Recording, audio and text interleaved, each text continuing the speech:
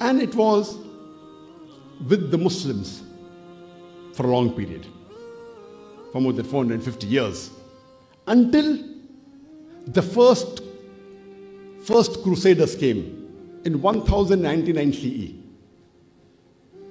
And the Crusaders, when they won the battle, they conquered Jerusalem, and they massacred all the Muslims. Even after winning the battle, they massacred almost all the Muslims, and they killed them, the innocent Muslims.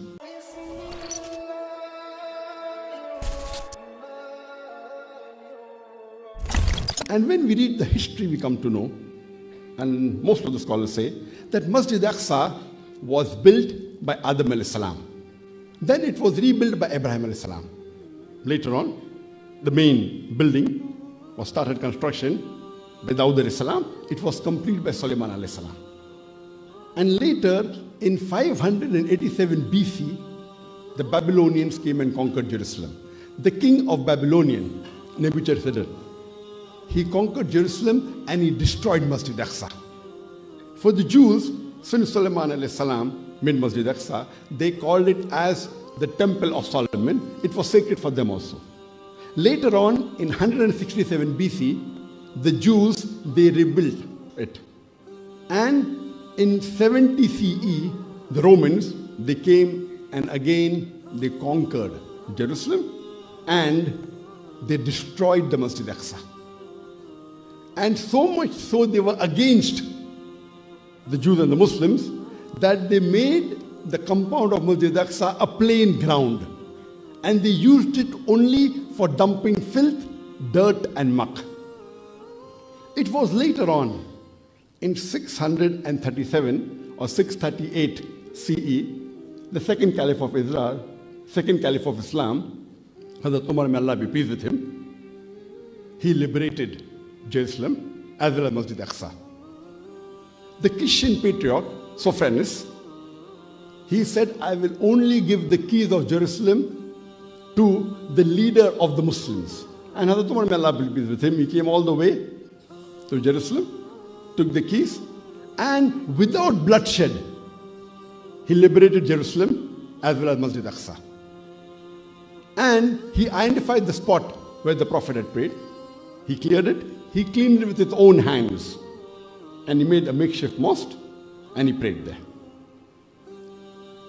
More than 50 years later, in 692 CE, it was the Umayyad Khalifa, Abdul Malik bin Marwan, who constructed the Dome of the Rock, the golden dome that we see, that is made on the foundation next to Masjid Aqsa. He constructed that.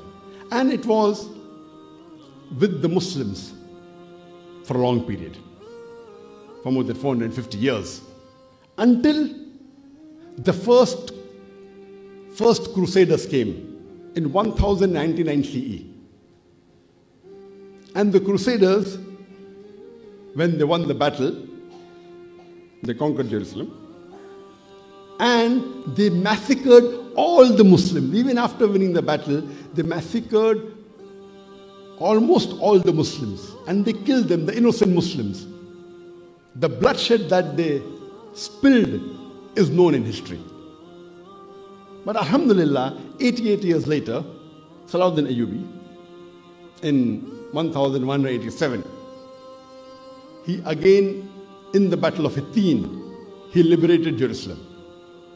And the Christians were afraid that this Muslim leader now will take revenge and massacre all the Christians also, like what they had done 88 years back. But Alhamdulillah, the world knows that there was a sparkling difference between Salahuddin Ayyubi, may Allah have mercy on him, and the Crusaders. He forgave everyone. So much so that he said that all the non-Muslims can practice their religion in Jerusalem if they want to stay. The Christians were allowed to stay there and practice their faith. The Jews were allowed to stay and practice their faith. All those who wanted to go to their country anywhere else, they were given safe passage. So much so that even the non-Muslims, they loved him. And he's revered for his humanity, for his mercifulness, for his forgiveness, both by the East and the West, by the Muslims as well as the non-Muslims.